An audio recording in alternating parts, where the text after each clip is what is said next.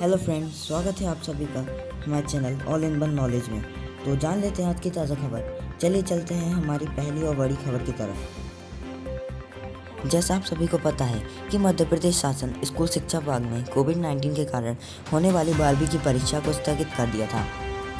जी हाँ दोस्तों, मंडल द्वारा हायर सेकेंडरी परीक्षा, हायर सेकेंडरी व्यावसायिक परीक्षा 2020 की शेष बची परीक्षाओं का परीक्षा कार्यक्रम जारी कर दिया है।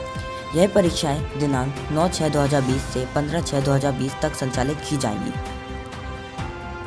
मैं बता दूं कि आप इस टाइम टेबल को www.mpbse.nic.in पर भी देखा जा सकते हैं। चलते हैं हमारी दूसरी बड़ी खबर की तरफ। सीबीएसई रिजल्ट कब आएगा? सीबीएसई का रिजल्ट, शिक्षा मंत्री ने दी जानकारी।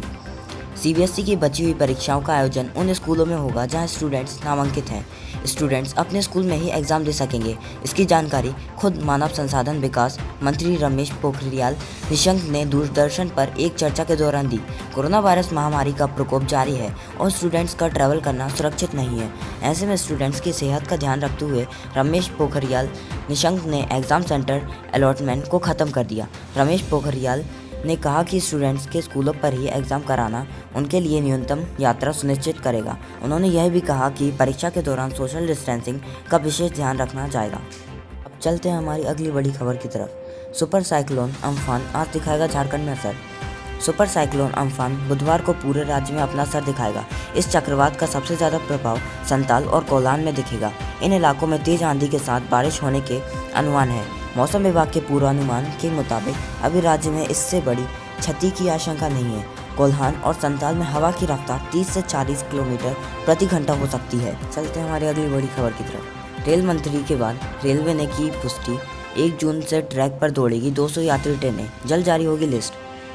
रेल मंत्री पीयूष गोयल के 1 जून से 200 यात्री ट्रेनें चलाने के ऐलान के बाद आज रेलवे के अधिकारियों ने भी इसकी पुष्टि कर दी।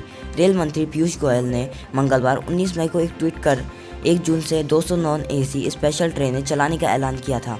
रेलवे के एग्जीक्यूटिव डायरेक्टर RD वाजपेयी ने समाचार एजेंसी ANI को जानकारी दे दी कि रेलवे 1 जून से 200 यात्री ट्रेनें चलाएगा। उन्होंने साथ ही बताया कि इन ट्रेनों के लिए केवल ऑनलाइन टिकट बुकिंग की सुविधा उपलब्ध होगी। चलते हैं हमारी अगली बड़ी खबर की तरफ। 25 मई से शुरू होगी घरेलू उड़ानें, सोशल डिस्टेंसिंग नियमों के साथ मिली इजाज़त। देश भर में घरेलू उड़ाने की सेवा 25 मई से शुरू हो जाएगी।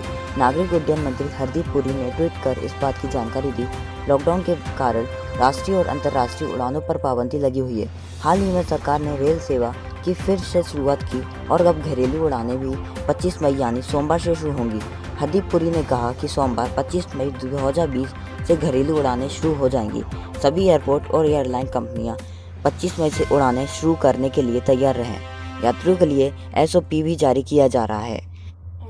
बता दें कि इससे पहले नागरिक उड्डयन मंत्री हरदीप सिंह पुरी ने मंगलवार को एक ट्वीट कर कहा था कि हवाई सेवा शुरू करने की जिम्मेदारी केंद्र के साथ साथ राज्यों की भी है। उन्हें भी इसके लिए तैयार होना होगा। चलिए चलते हैं अगली बड़ी खबर की तरफ। कोरोना संकट के बीच इस महीने से बढ़ जाएगी आपकी सैलरी।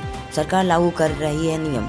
सैलरी क्लास के कैश फ्लो को मेंटेन करने के लिए केंद्र सरकार ने हाल ही में ऐलान किया था कि 3 महीनों के लिए EPF योगदान 12% की बजाय 10% होगा। अब श्रम मंत्रालय ने इस पर एक स्पष्टीकरण जारी किया है।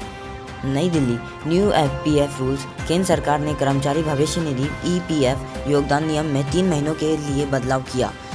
सरकार के इस नए नियम के मुताबिक मई से लेकर जुलाई के बीच कर्मचारी और नियोक्ता का EPF योगदान 12% की जगह 10% होगा। सरकार के इस फैसले के बाद कर्मचारियों की कास्ट टू कंपनी में बिना कोई बदलाव किए टेक होम सैलरी में इजाफा होगा। इससे नियोक्ताओं पर भी दबाव कम होगा। कुल 24% की जगह 20% होगा PF योगदान।